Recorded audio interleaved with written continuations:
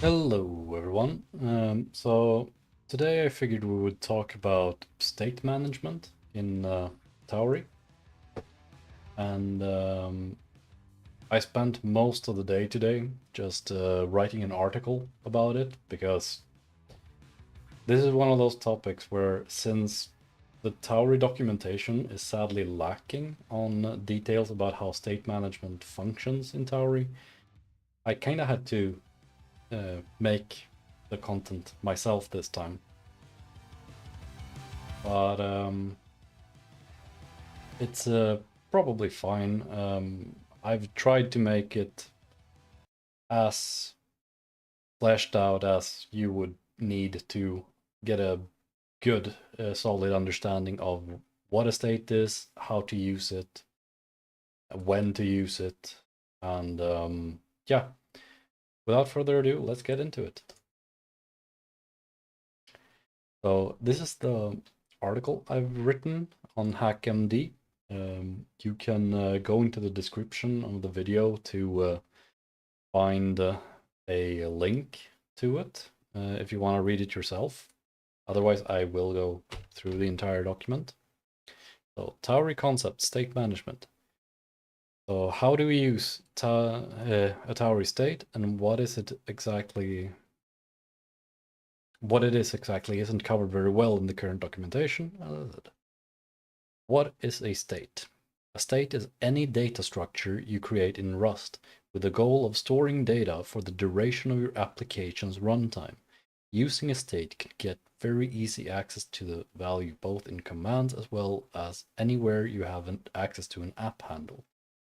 Before we get into the more nitty-gritty stuff, we need some details on how Tauri handles your state and how to use them. And first, let's get a better understanding of related topics. So we're going to start off by learning a bit about CERD. Not entirely sure how that is meant to be pronounced. I usually say CERD. The name comes from serialize and deserialize. So Sir serialize, so maybe it's seared. I don't know. But anyway, it's a library that helps you implement serialization and deserialization for your data structures. And serialization is when you take a value from its original form and turn it into some other form, usually from a data structure in Rust into a string, usually. It's how we're gonna be using it anyway. And deserialization is turning that value from the transformed version it back into the original version. Serialization in Tauri is used when we pass values from Rust into the front end. Because what you're doing is turning a Rust value into a JSON value. So we have to serialize between those types. And we deserialize when we take that JSON value back into Rust, which is what we do when we receive values from the front end. So when we create a state, we can choose to derive serialize, deserialize, or both, depending on which directions you need to support for your struct. And something I want to bring up here, because someone was surprised by it the other day, there's such a thing as skip serialization in CERD. So if we have a struct called auth state, which is authentication state, in that state I'm keeping an authentication token. I, however, am building a very security critical application, so I don't want to pass the token to the front end. Because if you're developing like I do, then in general, I consider the front end to be just for input output. It is not there for functionality. I don't pass the token to the front end. I keep it in the back end, and whenever it needs to be used, I make a Rust command use that token then. So I'm building something security critical, so I don't want to pass it to the front end because I don't want to expose that to JavaScript. But keeping the token somewhere separate from the state is going to be really annoying, like really annoying. Because you do want to have, for example, a login command later, then you want to get the authentication state and put the token in easily into it. And having to manage it separately would just be really annoying. So to get around that, use skip serialization, and you'll be able to put values that are secret into something as easily accessible as a struct or a state. So what I do is easily instruct CERD that specific property should be excluded from serialization. And note that we're just skipping the serialization, not the deserialization with this. So we create a state, which is just a struct. I create it public on the crate scope. Not a lot of people actually use this part. They just say pub, but pub actually makes it so that if your crate could be used externally by other crates. So if someone depends on your crate, then pub would just make it public to all other crates, whereas pub crate is sort of semi-private. It can be used within your crate, but not outside of it. So normally, generally, what you want is pub crate. So within this crate, we have a struct, which is our authentication state, where we keep a token and a logged in boolean. The logged in boolean is used to later on to transmit the state of authentication to the front end. So just true or false, are we authenticated or not? And we can keep the token in that state because we're skipping serialization. So here we see me create an auth state where the token is an option. We might not have the token yet because we're not logged in at the start of the application. And if we want to communicate the state of the authentication, we can pass it back and the front end will just receive true or false, are we logged in? So that's a little bit about CERD and how serialization, deserialization works. I hope it's sufficiently clear on what it is and how it works. So we'll move on to mutex. What is a mutex? Mutex is short for mutually exclusive. When you're passing a value between threads in Rust, you will need to ensure that two threads aren't accessing the same value at the same time. To do this, we wrap values in a mutex so that we can lock that value to a single thread and then unlock the value once the value is dropped. Or actually, it's not the value that's dropped, it's the lock that's dropped. But anyway, if we try to manipulate the same value in multiple threads, there will be issues. So first I have something that's kind of pseudocode. This won't compile. But here, basically, we create a value, then we spawn a thread, and then we try to manipulate the value, then we spawn another thread, try to manipulate the value. And the compiler saves you from doing this mistake because it's telling you that the value was moved into here, or actually I think it might tell you that it can't do this operation. I don't remember exactly which error you get, but basically this won't work. You have two threads trying to access the same value at the same time. In fact, the value is owned by a third thread, so there's actually three threads at play here, the main thread and two that we spawned, and you can't access the same value in this manner in native programming. So what we do is we wrap that in a mutex, a mutually exclusive lock. So now only one thread can access it at any given time. First we create the mutex and we initialize it with the value 42. Then we spawn a thread, and here we're locking the mutex first so that it has safe access to the value. If this runs first and it's locked, it means that when the next thread spawns, this is a blocking operation and it will actually wait here, essentially sleeping or waiting for when it can get the lock. So this one retrieves a lock, this one starts and pauses at this point. Now this one gets to continue running, it gets to change the value, and once the lock is out of scope, the mutex is unlocked. And when it's in an unlocked state, the other thread can get its lock and can progress to changing the value. And now the value will be 42, 69, or 24, depending on a bunch of factors. And this code won't work because we need to use an arc, but that's just sort of pseudo code to illustrate what I'm talking about. And here's an important thing to know about locking. I'm bringing this up because I had the issue the other day where I was like, why is this piece of code not working? Like, I'm dropping the lock, aren't I? And no, I ordered the functions improperly so that I ended up with a function that just in a loop kept creating locks.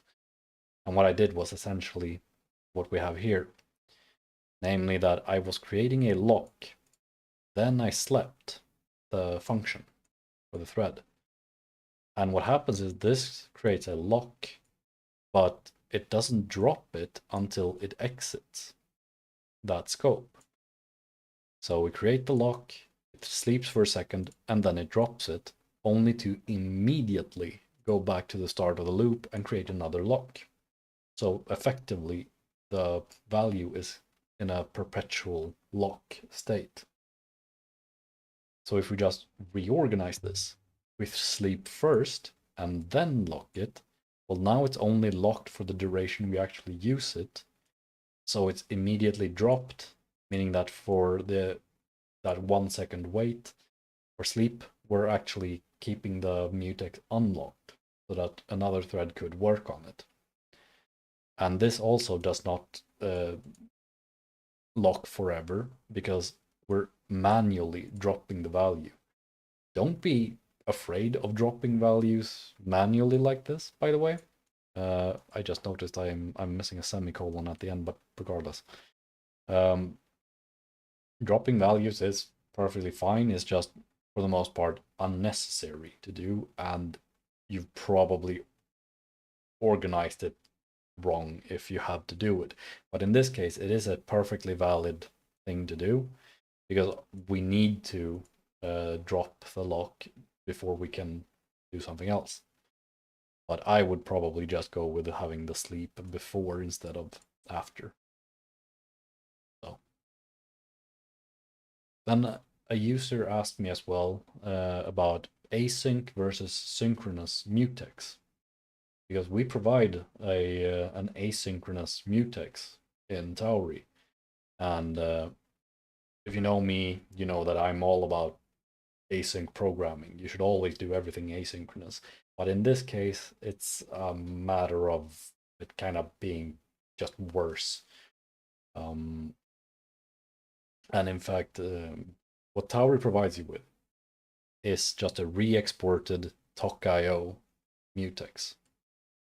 And the TOC.io mutex only differs from the standard library's mutex in that it provides asynchronous functions for locking.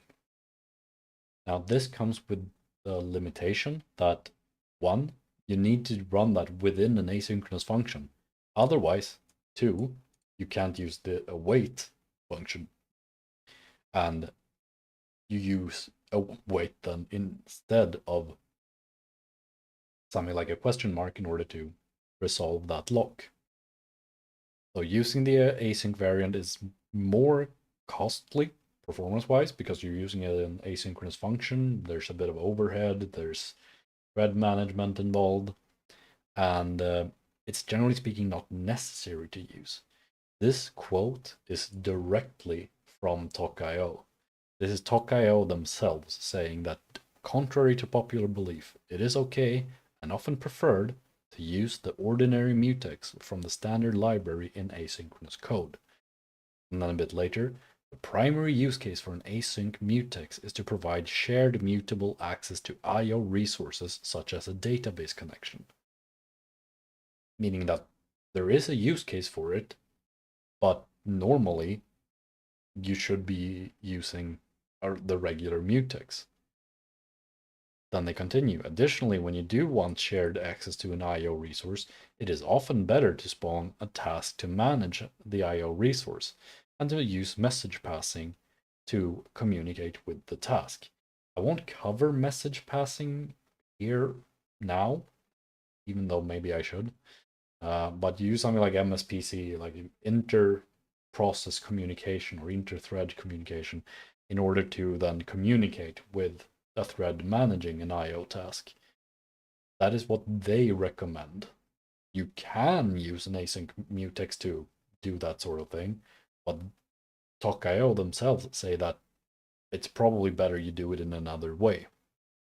So in other words, if you need to use an async variant, the async variant, you most likely should be switching how you do it instead. Note that in contrast to the standard version of the mutex, this implementation does not poison the mutex when a thread holding the mutex guard panics. In such a case, the mutex will be unlocked. If the panic is caught, this might leave the data protected by the mutex in an inconsistent state. So this basically straight up tells you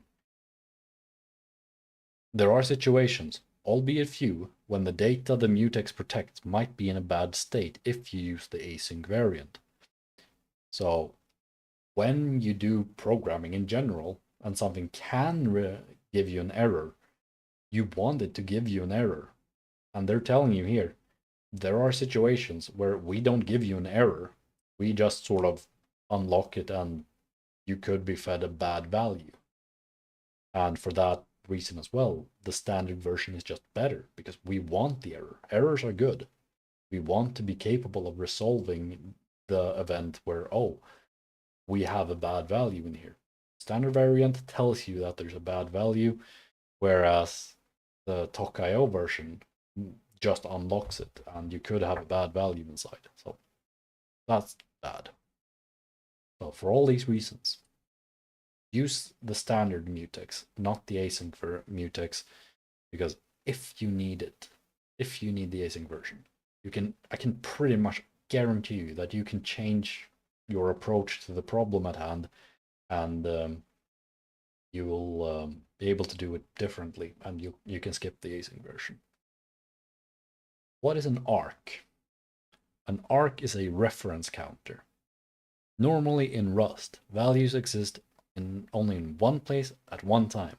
What languages will normally do, I don't normally might be a bit strong, but what a lot of languages tend to do is keep a reference counter on a variable in order to know when all references to that value are gone. So it knows that it's safe to drop. For example, if you use Python or JavaScript and any language with garbage collection, they'll use reference counting in order to instruct the garbage collector when it is safe to remove the underlying value. And in Rust, we don't have a garbage collector, but which is part of the reason why we tend to only have ownership and the value being removed immediately once its only reference is dropped. Or, so with an arc, we ensure that we can create multiple references to a value. And a reference counter is essentially just an integer, like going up 1, 2, 3, 4, by the increasing every time you make a new reference to the value. And whenever a reference is dropped, that counter goes down by 1. And once it hits 0, the value can be removed.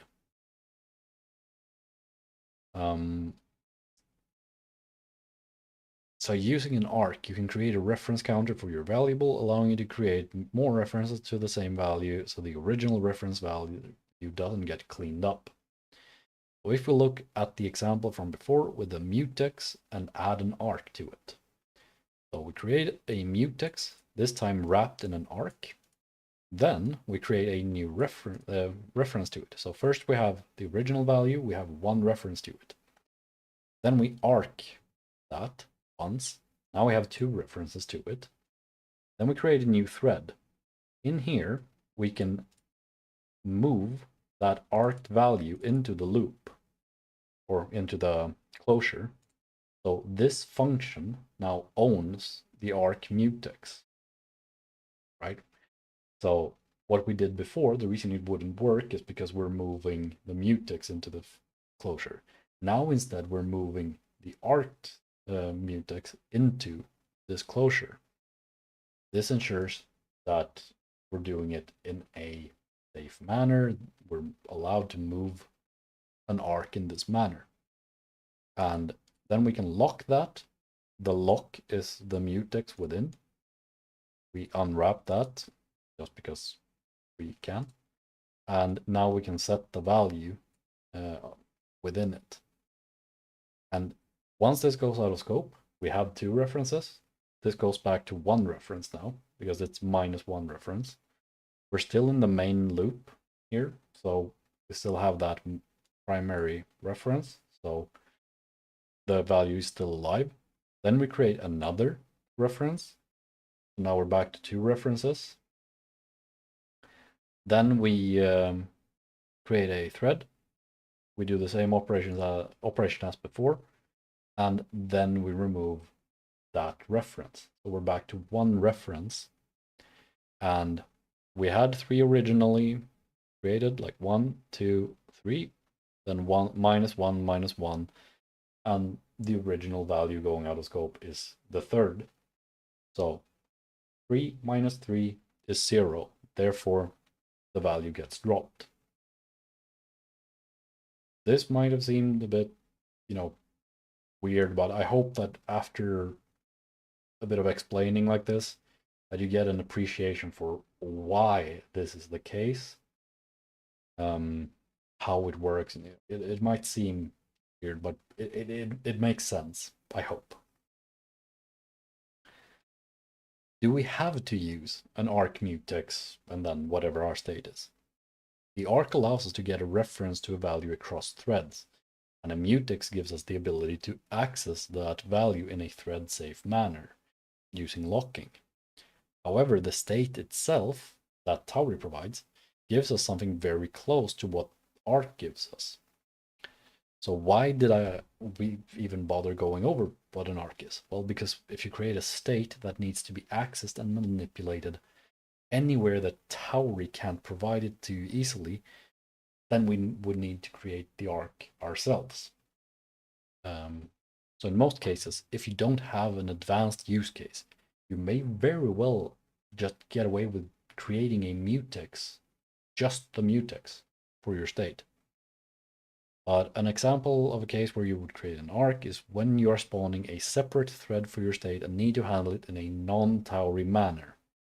For example, we'll be creating a simple system state later to check the current power level of your machine, and in order to handle that in an as Rust native way as possible without having to involve Tauri at all, we will be just demonstrating how you can get away with an arc instead of passing an app handle, which in hindsight, it might be easier for you to have an app handle available. I'll talk more about that later. But with an app handle, you can still get anything from the state in a way that wouldn't require you to use an arc and might end up with cleaner code. So, but I'll still go over the arc because it is another tool in your toolbox. Short note about errors and error handling. I don't want to go too in depth here, because tracing and error handling are something that I want to write an entirely different article on. It's a big topic and it's too big to cover in just a section like this. But fairly briefly, this is the area we're going to use. The reason I need to make it is because if we want to use the question mark way of resolving the mutex lock, then we need to be able to pass back an error. The poison error can't be turned into a string, so we need to have an actual error. So I started by copying this. The IO error I don't even think we need, but might as well have it there. And the poison error, super simple implementation of how you can create a poison error. We implement serialization for the error, and we implement turning that poison error into this poison error version that we have in our custom version. So the whole reason why I set up this error handling at all in this article is just to illustrate, one, how it can be done. Two, when we talk about CERD, when we pass a value from Rust to the front end, it has to be serializable. That goes for errors as well. Errors are not exempt from having to be serialized. As far as the whole message passing thing is concerned, an error is just a struct like any other. We're implementing it as an enum here, and generally speaking, that's what I do. But you could have had a struct as well be the error, and it would have looked pretty much identical to how your actual state looks. So very briefly, we used this error because it gives us some nice macros to use and derives. And I'll make another article on error handling, but just know that this is a thing. Let's move on. So what is a state? Like if we look at the actual source code of Tauri, how does a state work? And Tauri uses a crate called state. Makes sense, right? From there, they have a struct or an implementation called container, which is a global type-based state where a container can store at most one instance of given type as well as n thread local instances of a given type. What Tauri does is little more than give you a higher level interface with the functionality provided by that container. And the way it works is in simple terms is that it has a global hash map where values you push to it get stored, and you can later on access them by specifying the type T that you want to fetch from it. So normally, if you have a hash map, what you would have is something like usually a string. You can have any type in there, but usually you have something like a string, and you would like fetch or get a specific key in a table. That's literally what's used in the backend for a container. They just have a lot of stuff on top of that in order to facilitate fetching by state or fetching by type instead of fetching by a specific key. So when you would normally run something like get key, instead you run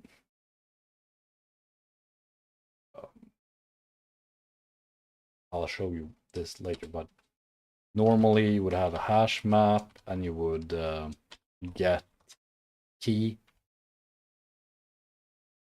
But here we instead have a hash map where we essentially get something like this. Not sure if this explained it clearer to people at all. This is just a bit of pseudocode. But basically, normally you would get based on a key. The container allows you to get from a global instance of hash map based on the type you specify.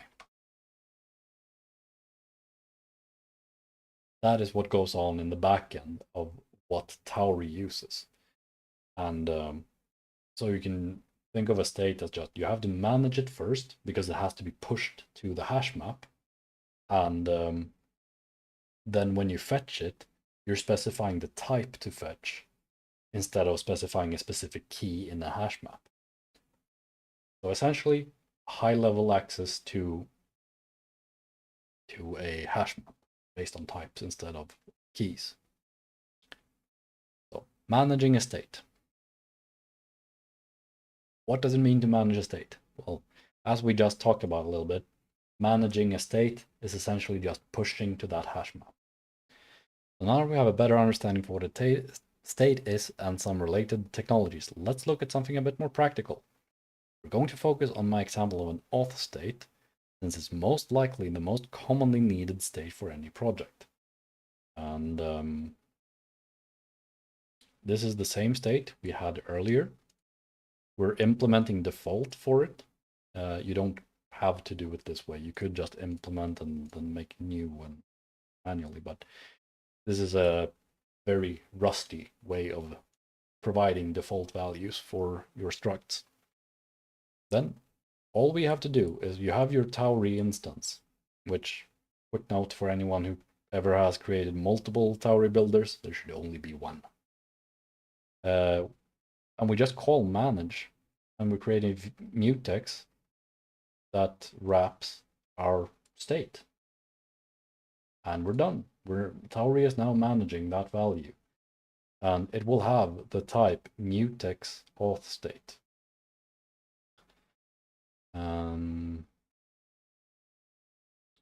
And one seldom used version is if you have a function like this, or a builder like this, you can have a setup function.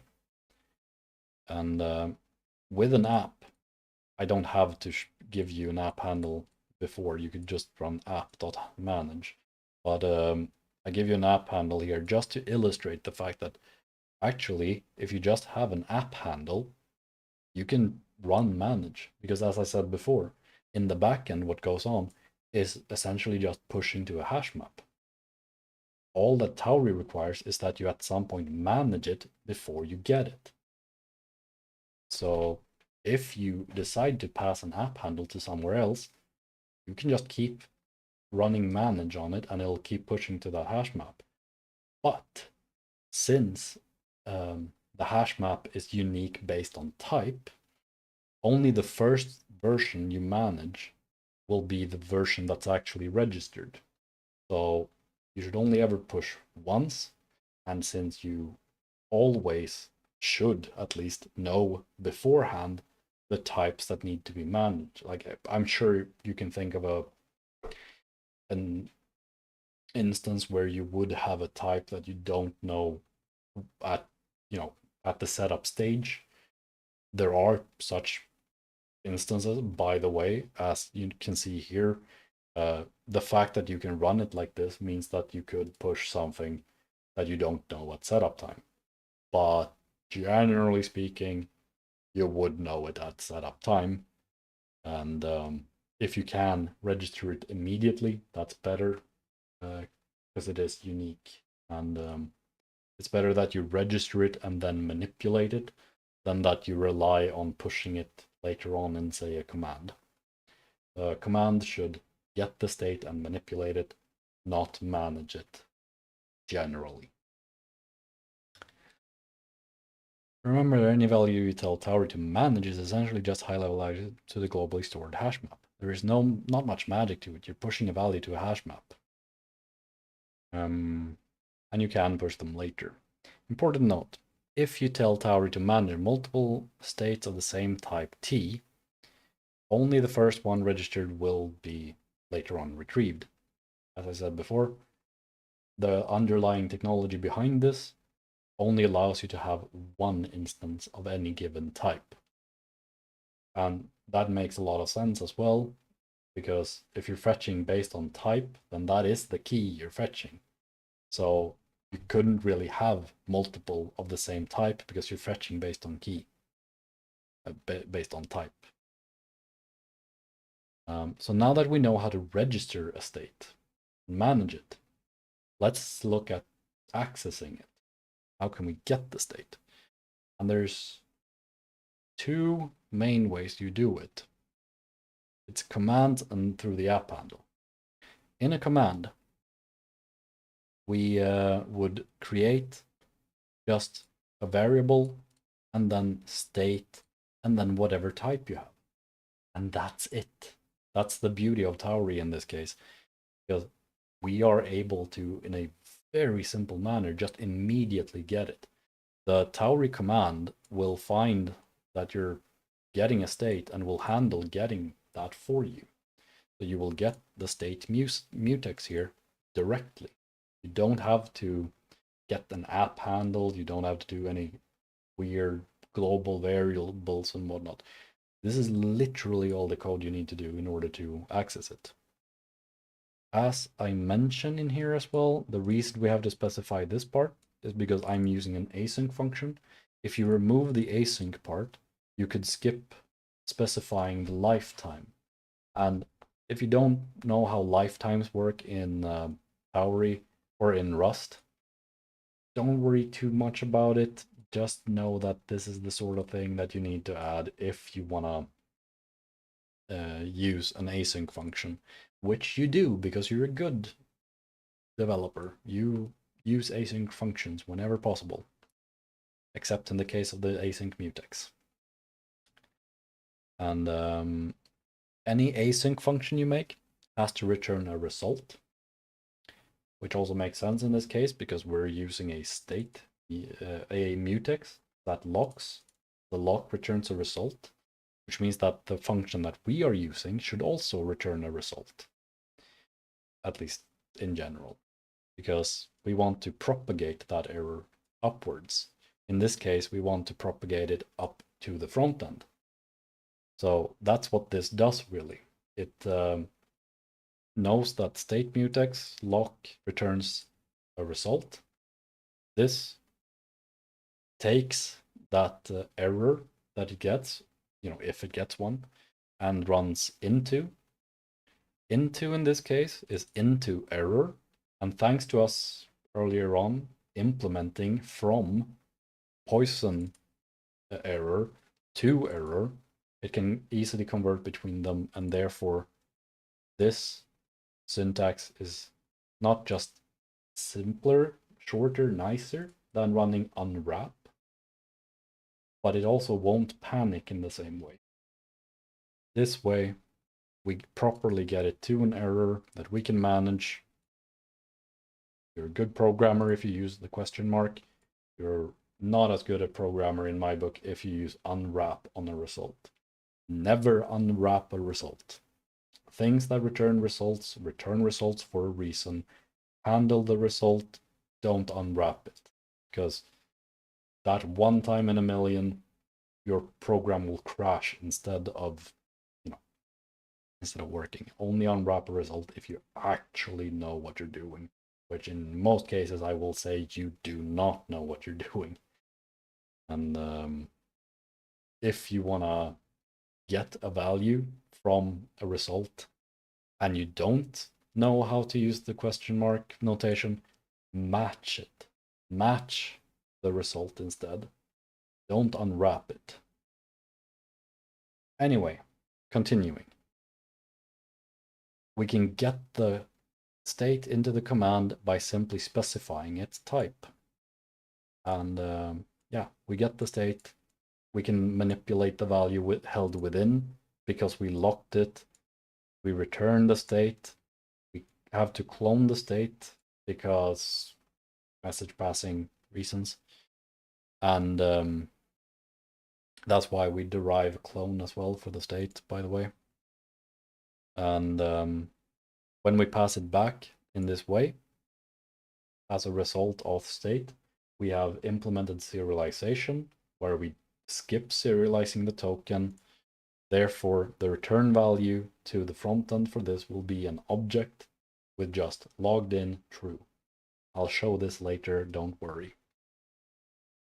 If you have an app handle, which is the most useful thing you can have, if you're ever lost in Tauri, ever, go to the app handle. Whatever you want to do, if you're in a command or whatever, and you're wondering, how do I do this in Tauri? Look up the app handle, and the app handle will have some function for you to access that part of what is Tauri. If the app handle does not give you access to something, in pretty much all cases, the answer is that what you're doing is a Rust question, not a Tauri question. Pretty much always. So if you want to do, as I talked about with the arc, if you pass around an app handle instead, you'll be given other external functions access to the full power of Tauri. And you can just concern yourself with Rust, pure Rust related questions elsewhere, if that is how you decide to make your app. And yeah, fetching a state.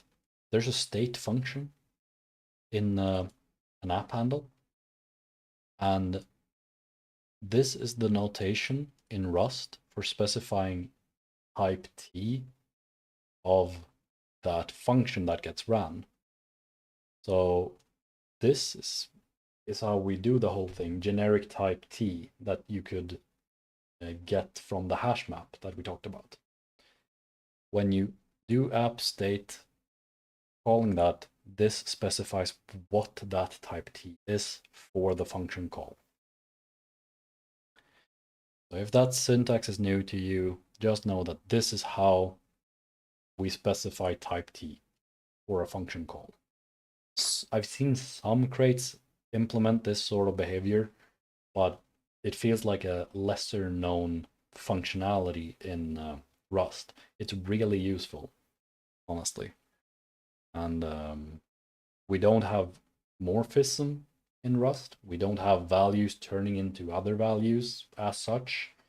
You have from and into and stuff like that in order to convert them, but you don't have polymorphism that you have in other languages. But what you do have is generic types and converting between them. And this is one of those times where we can use a generic type to make a fairly generic function capable of giving us something more useful. So if we were to write your command again, you could, instead of having this somewhat annoying syntax at times with specifying lifetime and such, you can just get the app handle, and from the app handle we get the state by specifying type T. And now from this point on, as you can see, this is from that point on, it's literally the same function. We've just fetched the state in a different manner, which also illustrates the fact that if you need access to the app and states and stuff like that elsewhere, Arc is one option, but you can also just get an app handle and it'll help you as well. And that's really all I'm talking about here. You could use an Arc, or you can pass around an app handle. I would suggest probably move an app handle around if possible. Otherwise, arcing is definitely an option. So let's put it all together, shall we? By creating a tiny little app. I cannot stress enough that this is not an example of a perfect application. Yes, I am in the Tauri working group. Yes, I know more than a lot of people about Rust and Tauri. I don't know everything, and I did not develop this to be perfect. This is an illustration of how you can do it. It's meant to illustrate state management. It is not a perfect of an example app. Do not copy paste this and think that you've done everything perfectly, because I already discuss some minor shortcomings of this approach. Because, for example, every time we run invoke setup, or the function we're running later on, it will keep creating new background threads, and we don't want like 50 background threads just because we keep refreshing the window. Like this is a very basic version of how to do this, and actually the whole invoke thing in production might not be an issue because you wouldn't refresh the page in production. You could ensure that setup is only ran once. Like this is one way of doing it, but there are shortcomings with it and things you need to take care of in order for this to be perfect. And I don't show you any login logic and stuff like this. This is not about showing you how to do logging in auth state. Is just an example. This is about state management. First, we add the little boilerplate stuff that Tauri gives us that prevents you from getting a console window showing on Windows. Then we add some easier access to certain values. Use, by the way, you hardly ever have to do. The only time you have to do use is when you, as I say here, Tauri Manager needs to be in scope for some of the stuff we do later on. I tend to put this at the top always, just because I very quickly run into the issue where unless Tauri Manager is in scope, things won't resolve properly. And this is basically just a hint to the compiler for which values it should assume that certain things have. This will resolve some issues for you. I would recommend just put that at the top. It'll resolve something for you sometimes. Here we're going to show off a system state as well as the auth state, because we're going to handle them a little bit differently. So we create a system state, just like we did before, with serialize and clone. We're going to have a power variable, which is going to be an integer. I'm actually just going to be incrementing this by 1 over and over, so the whole thing 0 to 100 is just an example. Like, hey, this is how you could handle this value, but I'm not going to show you how to get the power level. I'm not going to actually manage this properly, because again, this is just about showing you how states work. Then we implement default for the system state, where we by default say that we're at 100% power. Then we create the auth state in the exact same way, but in this case, we skip serializing the token. Then we implement default for the auth state so that we can get the default version, which is that we don't have a token and we are not logged in. Then we create a custom error. And again, not going to go too in depth on how the error works. We use this error in this case. The important part isn't that you use this error, by the way. It's that you implement serialization using CERD. That is the big thing that you need to take care of, but this error just makes things simpler for us. We create error in the same way we did before with a poison error implementation, so that we can easily run just question mark later on. Then we create a command that logs us in, and we're getting it with this syntax because it saves us a couple, like 2 lines of code. Or 1 line, it might just be, anyway.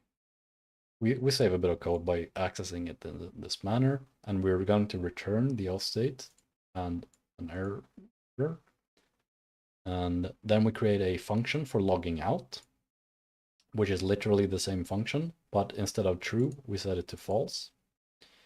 And this is where you would have login logic, and here's where you would have logout logic. In both cases, we return the state in the same way, which will just be in JavaScript an object with logged in true, because we are serializing.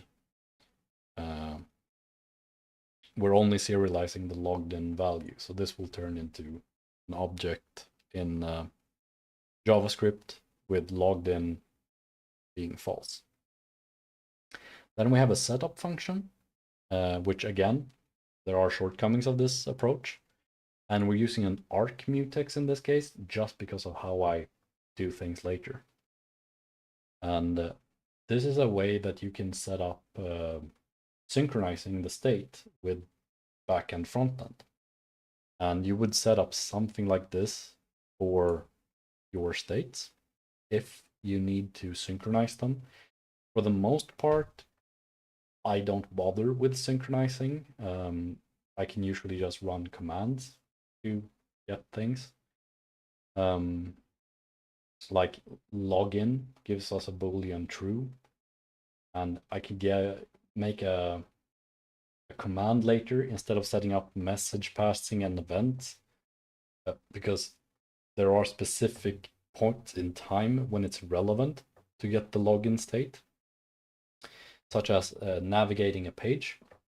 So in Nuxt, for example, and routing in general, you can set up middleware, and a routing middleware would then invoke a command like get login state or get auth state, even, where you would just push that back to JavaScript.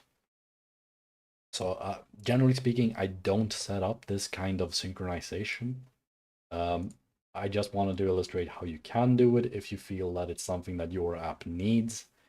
But in my experience, you can get away with setting up commands for fetching the state, and because the front end will always have specific points in time when it actually needs to know something, and it'll be way more resource efficient that you don't create background threads that synchronize these sorts of values. But here it is, how you could do it. And what we do is we create a new reference count. We bump that reference counter by 1. Then we move that value into this new thread. We specify the return here, by the way, solely because I want to use question mark. I'm really against using expect and unwrap on results. If something returns a result, use a question mark or match it. Those are like the only 2 ways that I will say is good management of a result. If you use any other version, you need to know your shit in order to argue with me that it's some other way you should do it. So here we create an infinite loop in a new thread that once per second, we're going to emit an event or a system state update where we pass as a payload the current state of that system state. And then we exit the function. So the function or the command does not run forever. We're creating a thread and throwing away the join handle. So this will run forever in the background or until it, for some reason, crashes or. And we create a main function, and because using expect, as I said before, is a sin, we might as well just return Tauri error here. Because normally when you have a Tauri app, what we generate for you runs expect at the end after run. But we might as well just remove the expect part and just forward the error. I really don't know why we don't do this. I just don't know why. I hate using expect. You can use expect. I suppose an expect would give you a nicer error text potentially, but this is going to be a bit more descriptive. We manage the auth state as we did before, with wrapping it in a mutex. We add the system state, we add the relevant functions, and we run the application. Before that, we create the system state. This time we're going to use an arc. We're creating a reference to it, And we're passing the reference into this new thread, where we have an infinite loop running once per second, and it will lock. And in this case, I did use unwrap, but that's because I forgot while writing this. I wrote this during several hours. So I forgot that you could actually return a result in a closure in the way I did before. That's why this version here, I wrote this or rewrote that part. I forgot to rewrite this part. But this should be a question mark.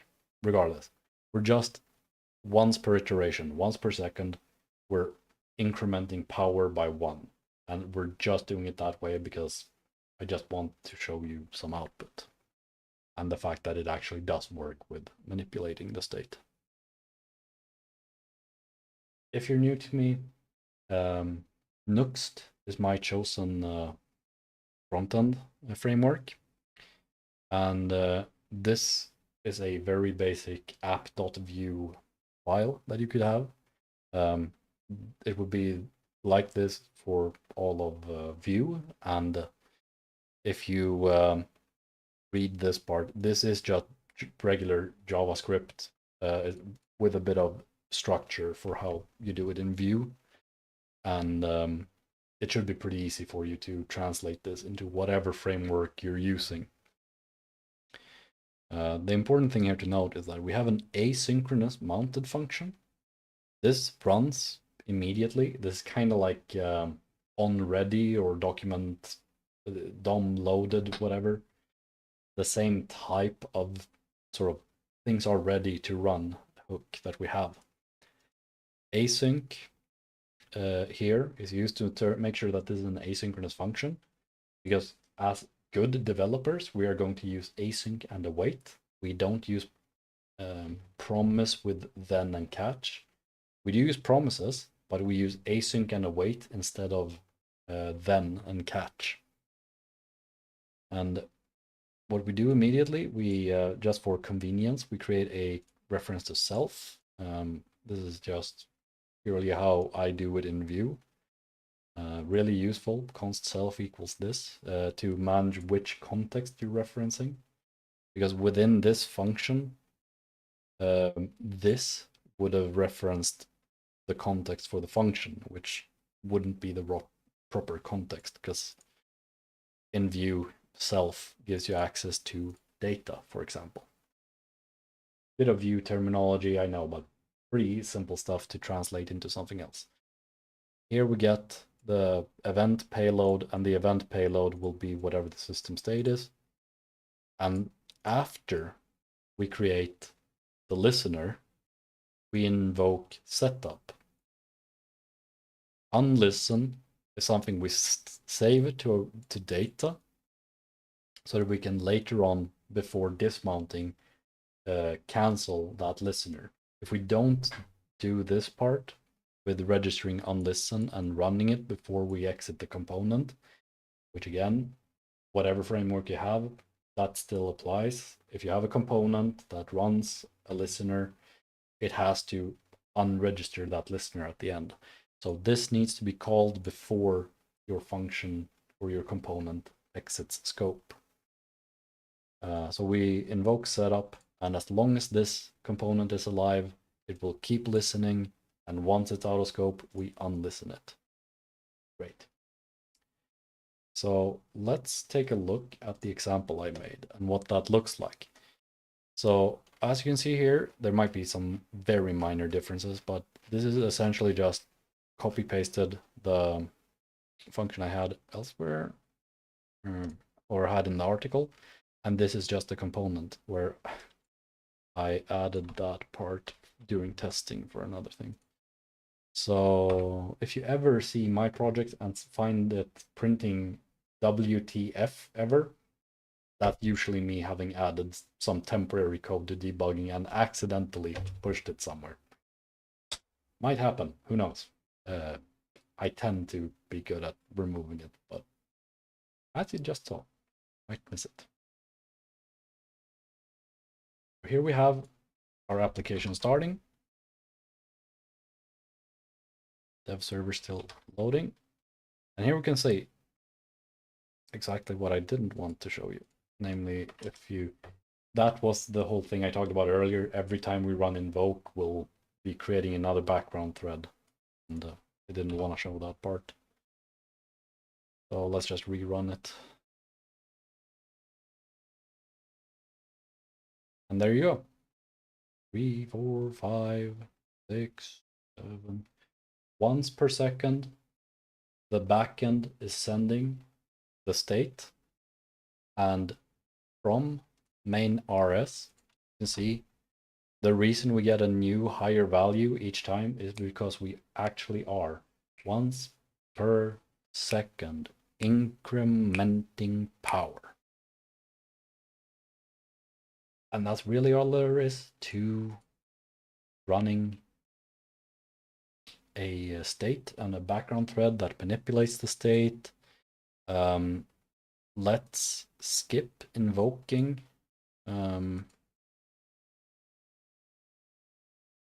setup. All right, gonna have to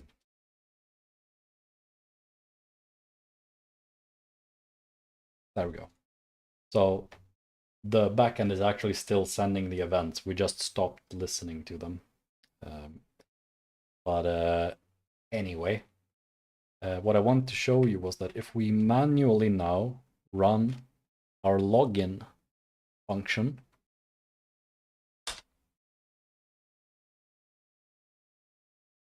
which all invocations you make will always be a promise.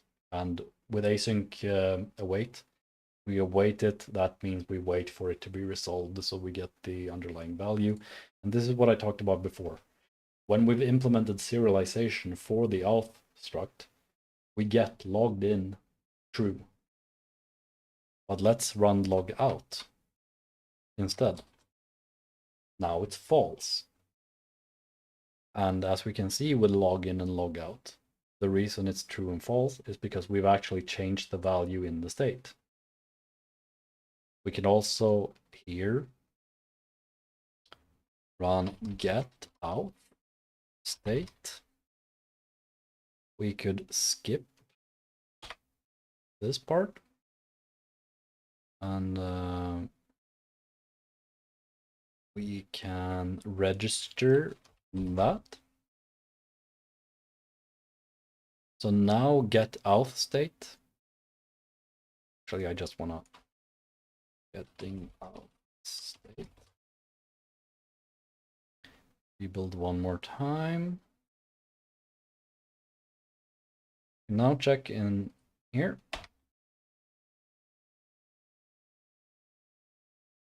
So that is logged in now. But get auth state says true. If we run log out, then get auth state says false. So we verified now just and illustrated that we actually are logging in, getting auth state, logging out, getting auth state, where auth state is correctly being updated and transmitted back and forth. And we've also illustrated how you can make a background thread that has access to the state. Again, I would recommend instead using the setup function. If we run with the setup function, we would have app, and we would have let handle equals app.handle. And if we move this in here, we could instead have handle.state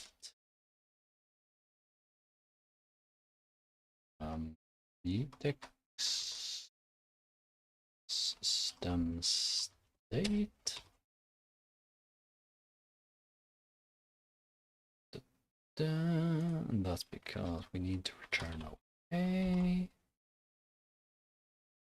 And sleep for 1 second. We get the let state equals. We don't need that. We we do need lock, and we want to return a result so we can be good developers. Result error. This should be fine. Maybe it's not. Let state equals state.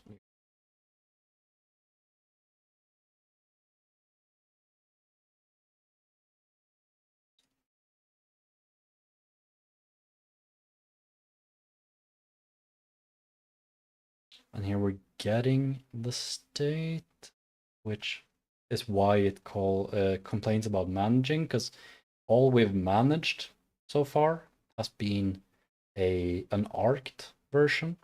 So we remove this part, we remove this part, and we no longer need to save this as a variable first. We can instead manage it directly. We can remove that.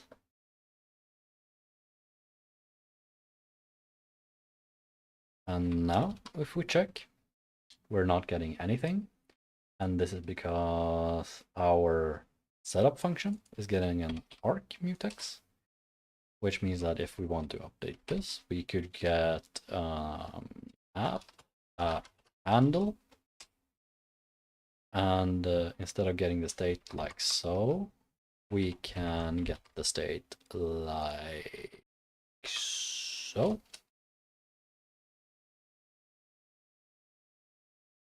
Mutex let state equals state mutex dot log mutex system state, and don't need to lock it here, we just need to clone it.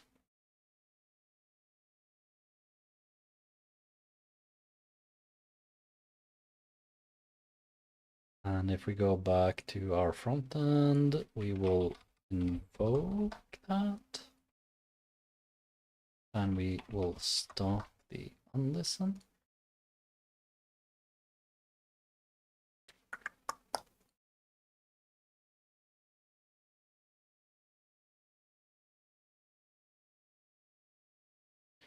Now we're managing the system state. We're getting an app handle that gets passed forward. We're getting that mutex.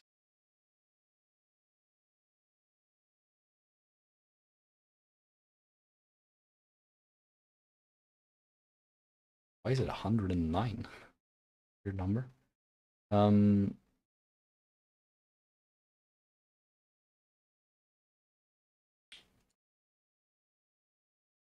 Yeah, that might be a reason why not to use an app handle. But because yeah, I haven't verified it. But if I figure out how to do it, I would recommend passing an app handle forward, because as you can see, the code you can write is a bit nicer. Passing around an app handle, it's good. I think it. I wonder, because it's the thread local. You know what? I'm just going to say this has gone on for an hour and 10 minutes now, and we're just gonna move on. But I hope that this example that I've shown you has made it clear, and that the explanation of how a state works, like behind the scenes, also makes it a little bit less magical. We're using the state crate, the container from that crate, and it's essentially just a hash map that we're getting the value from. And yeah, let's go over what we learned today.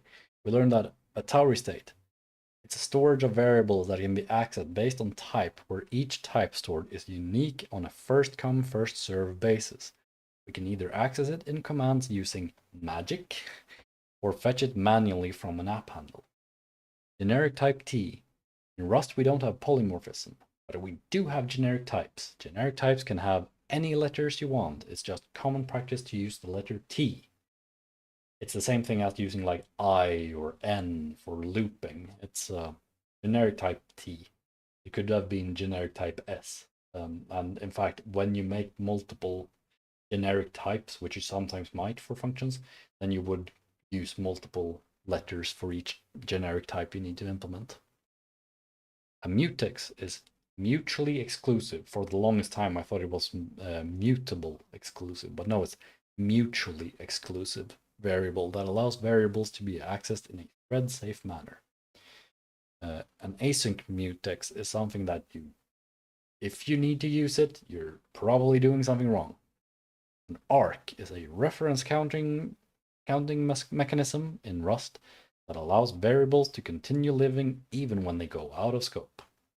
Serialization is turning a variable from one state into another, usually a struct into a string. Deserialization is turning the variable back from its other state into that original variable or Rust struct, usually from a string to a struct. When should you use a state? So using states is always a good idea for anything you have that should be kept for the entire duration of an app's run. Anything that should be cleared regularly might not be appropriate. You can use a state for it, certainly. But in general, if you have a variable that needs to be accessed by multiple commands, one of the easiest ways for you to communicate between commands is to just store it in a state. Use the state as a storage mechanism between commands. When should you use arc mutex T?